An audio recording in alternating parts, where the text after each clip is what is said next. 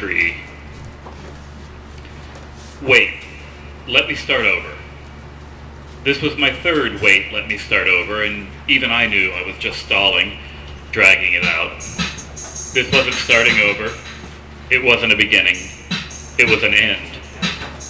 The end. And instead of biting down on a hunk of wood and pulling the arrow out of my stomach, I was twisting it, probably pushing it in a little further and making it hurt more than I needed to, just so I could feel something. So I said, wait, let me start over. And she said, you've started over. You keep starting over. There's nothing you can say that you haven't said already. There's nothing you can say that you haven't said that I want to hear. I didn't want to hear what you said, but you said it, so there's nothing you can do about that. No more starting over. You're finished. Damn straight. Amen to that. Finished. I took my bags and left, and she turned to her next customer and started dragging the groceries across the scanner. This was my fourth breakup today. I'd already broken up with a bank teller, leaning out of the car window and yelling into the speaker, I don't like who I am when I'm with you. I broke up with the surly teenage girl who made my sandwich at Subway. We were better off when we were just friends. The breakup with a squinty-eyed street guy who always hits me up for a cigarette outside the office was a breeze. We both knew it was coming. We could see it in each other's faces. It was in the way we talked, no more intimacy, no more honesty. It had been coming for a long time. He said, excuse me, buddy, got a smoke? And I said, no, and I think we'll still be friends, but it won't be the same. Still, it was pretty easy compared to the grocery checker. Too much water under the bridge there, too much history. I've been in her line at least once a week for almost a year. Lots of smiles flashed, pleasantries exchanged. We were a part of each other's lives, and I choked back tears as I marched, Captain Kirk-like, through the automatic doors and into the parking lot. An old man nodded and smiled on his way to the store, and I said, I don't feel comfortable taking this any further. An oily pigeon pecked at the oily pavement, and I told it we bring out the worst in each other. I told the bus stop not to call me anymore, and a street sign that I wanted to start seeing other people. There must have been another 5 breakups on the way to my car, and I don't know, maybe 15 more on the way home.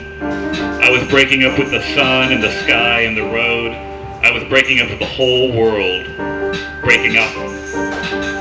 Mr. Stitch is my landlord. He was hobbling around on the porch when I got home, hunched over with one crooked shoulder poking towards the sky and the other drooped, his tiny rat hand clutching his tiny rat cane and his hat stove piping off of his bald, pale head. Man! He squawked, squawking my name, kind of like the noise seagulls must make when they fuck. Man! I can't talk to you when you're yelling like that. All we do is yell. This isn't communicating. When was the last time we really listened to each other? Man!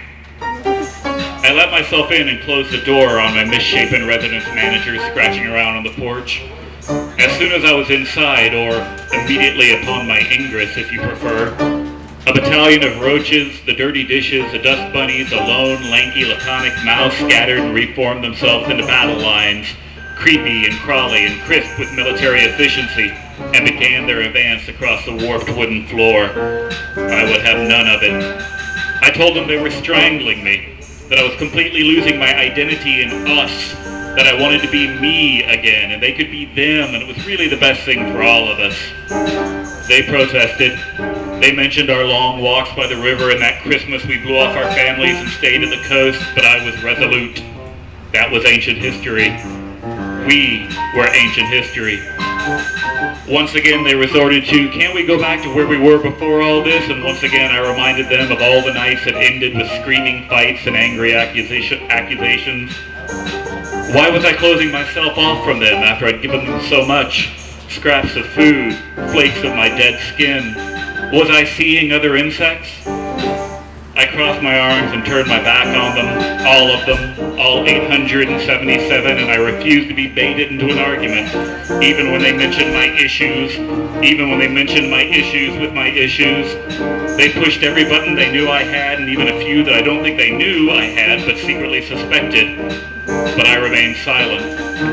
There were tears from all of us, and a coppery taste of sudden sadness and a heaviness in my stomach, but they finally left, scurrying away in a black wave under the door and across the porch and out of my life.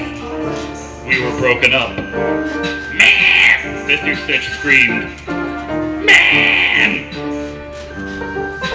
That's the end of that one.